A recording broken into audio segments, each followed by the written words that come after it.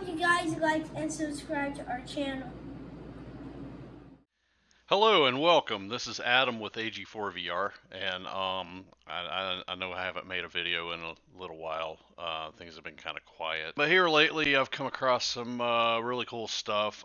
Some of you might have heard that there's been some changes to community shaders, particularly with the people that play Skyrim VR, because community shaders 1.4 came out. The upscalers were disabled because they couldn't make them work with the new version. There was a lot that was reworked with community shaders 1.4 versus the previous versions. And at this time, if I'm not mistaken, I think they're still working on trying to get the screen space mods like screen space shadows and SSGI working.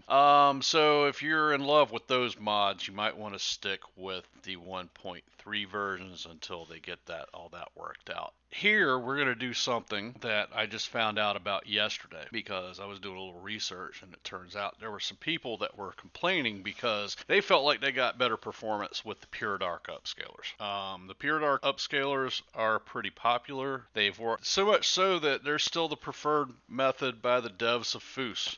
So there's an older version of it. Foos doesn't ship with the latest version of that. Unfortunately, for what we're going to do today, you're going to need the latest version because we are actually going to make the Puredark upscaler work with community shaders.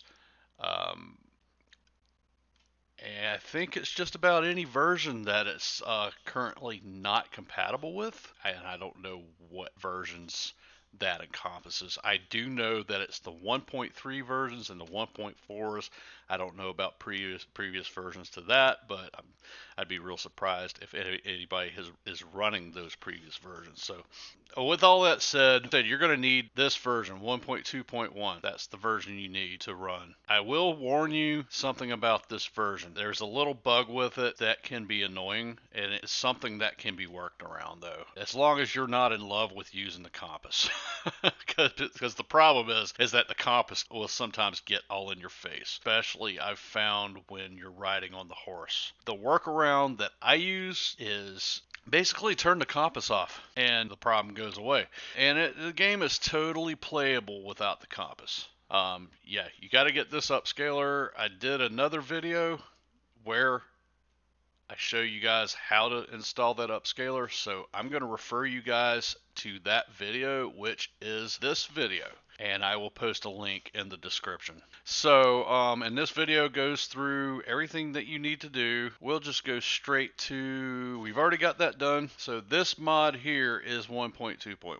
We're going to go ahead and enable it because I've got Community Shaders 1.3.6 already installed. We're going to go back down here. This is what you need to do on this to make it work with community shaders versions 1.3 and 1.4. Right click on it, go down to Open in Explorer. You've got the folder open. Go into SKSE, plugins. All right. So you got 3 files sitting here. You only need to change one of these files. You need to change the name of it. And as far as I can tell, you can pretty much name it anything you want to, as long as it's not that same name. So what I've been doing is I just slap a 2 in there. Seems to work. All right. And then let it accept it. All right. And then the last step of this whole deal is pretty simple. Really, it was simple enough that I've got like 5 mod lists on my PC, and I've done it on all of them. The last thing you want to do is you want to clear overwrite. I have already cleared overwrite, so when you right click on it, if you haven't cleared overwrite, you'll get an option to clear overwrite, but I've already done it on mine. So, but anyway, yeah, that's it. That's all you got to do. Alright, so we're going to boot up the mod list for the first time with the Puredark upscaler installed and see how we do. We should have to build shaders to start with, so that'll take a minute. I'll probably speed that up some in the video.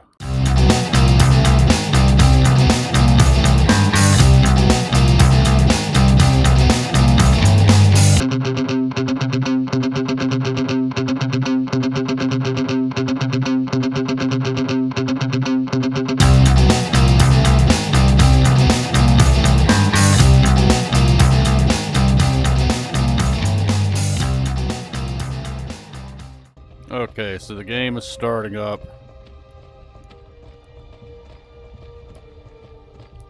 And I'm gonna go ahead and do the part of this that that might help y'all out. Hit the N button on your keyboard, or in this case, I'm using virtual desktop. I can hit the N button on my virtual keyboard, and as you'll see, it brings up not only the Upscaler menu, but the Community Shaders menu. So we know both of these are running. So this is what I'm gonna do, because you can have both of these open with the N button if you want, but I'll show you what happens if you don't remap one of these. Okay, so I closed the Upscaler menu. If you hit the N button, it'll toggle back and forth now. It acts as a toggle for these. So this is what I'm gonna do. Go into key bindings on Community Shaders. And I like to change that to a home button. Alright, and then end. Well, home closes it now. End closes the Upscaler menu. And we are now running Community Shaders 1.3.6 and using the Puredark Upscaler for in DLSS or DLAA mode all at the same time. How cool is that? Yeah, so yeah, it can be done, and this is how you do it. So hope you guys enjoyed the video, and if you liked it, if you got use out of it, please like, hit subscribe, and if you didn't like it, leave a comment, let me know, and I'll see y'all next time on the next video. Have a good